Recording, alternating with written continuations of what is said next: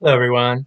Um, I haven't done a video in a while, and I've had some time off, so I decided to do another one on someone who went through a period of success here in America, but is much bigger in his home country of Australia, and it's Ben Lee. I've mentioned him before because I've done a cover of one of his songs on here before. Um, Ben is one of these unusual people who is sort of a teenage prodigy type. He was discovered when he was a teenager in a band that he was in called Noise Addict, that he formed when he was like, I think he was like 13 or 14 when he did this. Um, they were on Grand Royal, which I believe is the Beastie Boys label, um, and released this album and I believe an EP, which I don't have.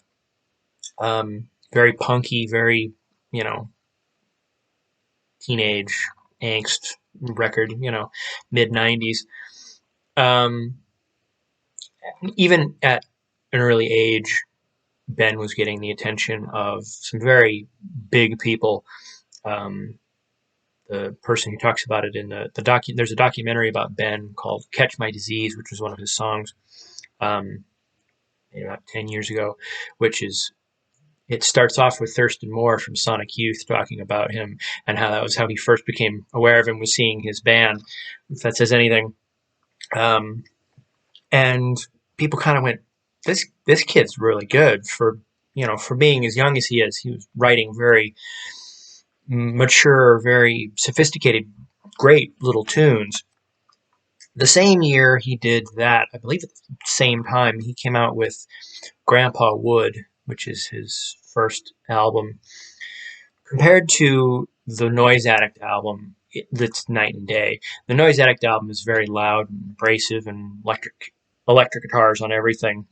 This record is practically acoustic. Very little instrumentation on it. It very much sounds like something someone would put together in their bedroom nowadays. It's got some great songs on it. The thing that's interesting with Ben's early two or three albums is his he would write these he could write all these pop songs, but he'd also write these beautiful little acoustic ballads. Um, and it's interesting for someone who's a teenager to be writing such things is kind of interesting. Um, and there's a lot of they're all very short songs. It's like I think it's like 16, 18 songs on this or something like that. Um, Very highly recommended. His second record um, is Something to Remember Me By, and it's this to me is Ben's first proper album as a solo artist. Um,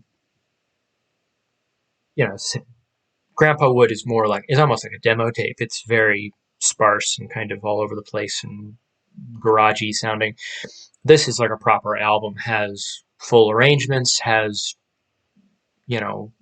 much mature songwriting. I think he was 18 when he did this record, um, and he does not sound like it. He's very advanced as a songwriter even at this point, and it's remarkable to hear someone of that age bracket singing songs like this. I mean, a good example is 8 Years Old. It's this beautiful acoustic ballad about having your first girlfriend when you're in elementary school and how wonderful and simple and whatever it is. And they broke up and meet years later and sort of rekindle some sort of friendship out of it. It's a beautiful little song for someone who is so young to be writing something like that is fascinating. Um, there's things like Two Sisters and Daisy and Gramercy Park Hotel. There's some very, very, very good songs on this. Ben's records were also a bit, they weren't straight top 40 at this point. They were a little more alternative, a little bit more kind of left of center. This record, was really, I think, his big one of his early period, Breathing Tornadoes, he started incorporating more electronic, like hip hop drums and bass and stuff like that. It's much more, there's less guitars on this and a little denser sounding. This record's very, very good. Cigarettes Will Kill You, I believe, was the big single off of this.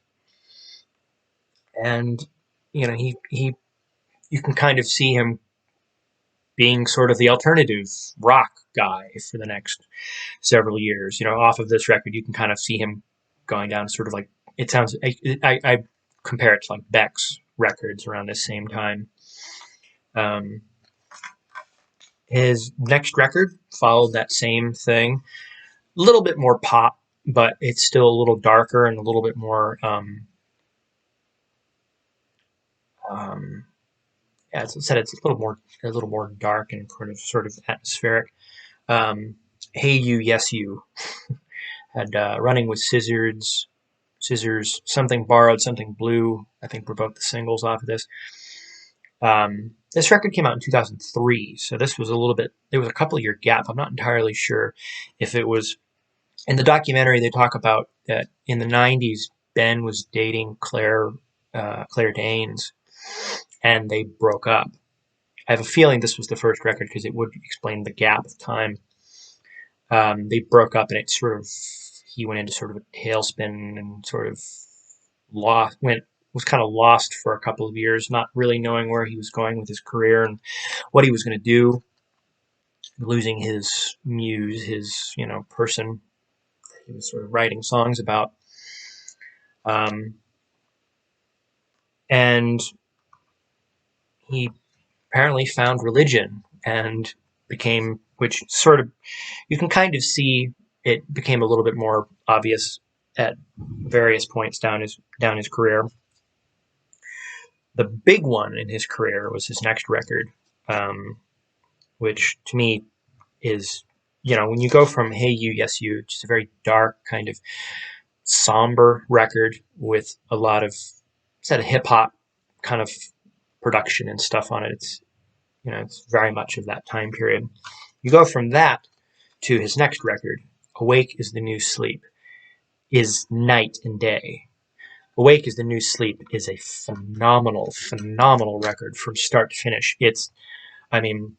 Literally the only thing on this that I would skip is the second to last song on the record called Light is for some reason like 10 minutes long, goes into this long-winded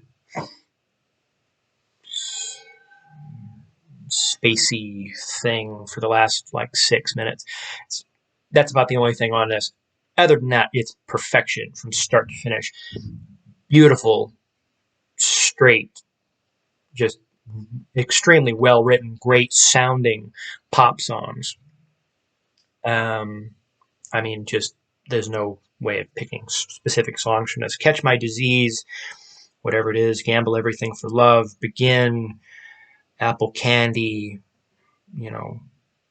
We're All in This Together. I think We're All Singles. It's like there was like 5 singles off this. It won everything, I think, at the ARIA Awards, which is the Australian Recording Industry Awards down in Australia. I think he won Best Album, Best Artist, he won everything, I think, for this record.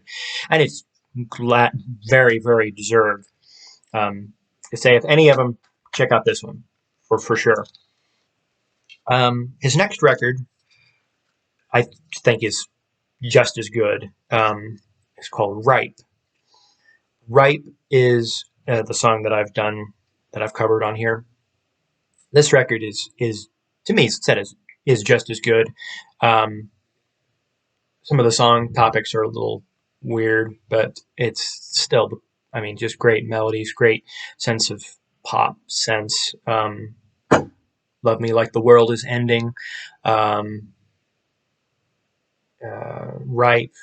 There's Birds and the Bees, has Mandy Moore singing on it. Is This How Love's Supposed to Feel? One of the weirder named songs in Ben's catalog. What Would Jay-Z Do? But it's an amazing, solid pop record from start to finish. And then you start getting into what Ben's strange period where he sort of seems to go off the deep end in a certain sense. Rebirth of Venus was his next record. Came out in 2009. I think this record is good.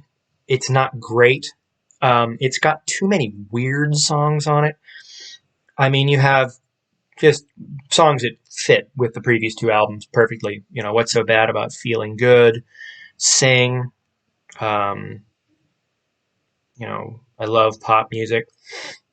The problem with this record is I think Ben tried to talk about different subjects. He tried to talk about women's rights and politics a little bit and gender norms and things of that nature. And it's I give him credit for trying, really, but I think it works on certain songs. Like there's a Boy with a Barbie is sort of I think is the best example of him doing it well on this record.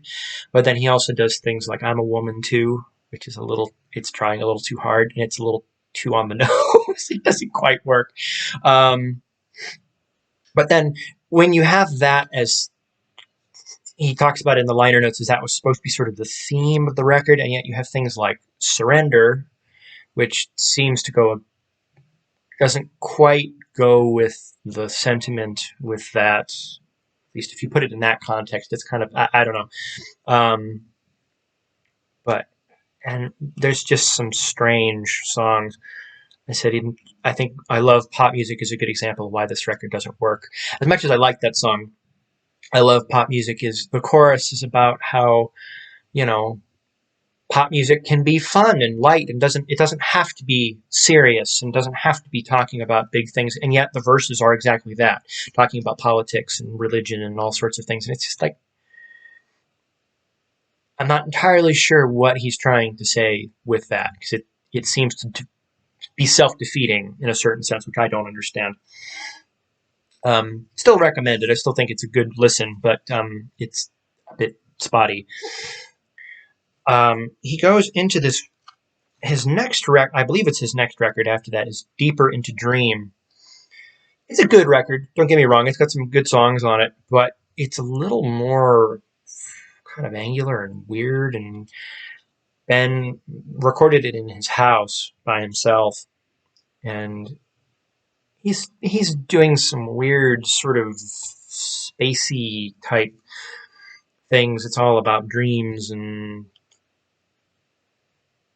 things of that nature, and it doesn't overall the record doesn't really work. um, it's got all these weird little skits of people talking about their dreams and all the weird things in their dreams and what they might mean and what they got out of it and stuff, but it doesn't quite, you know. I mean, I think things like Glue is a good example.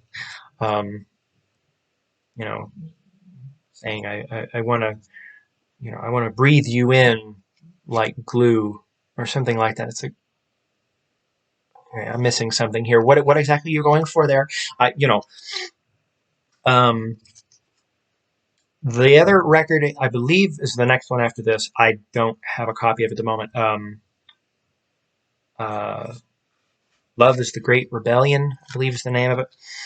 It's a good album. It's got some good songs on it, but it's a little bit more in the religious side overall, and is a little childish, to be honest. I'm not a huge fan of it, but especially the middle period on Ben's records, I would definitely recommend. And he's a solid songwriter regardless.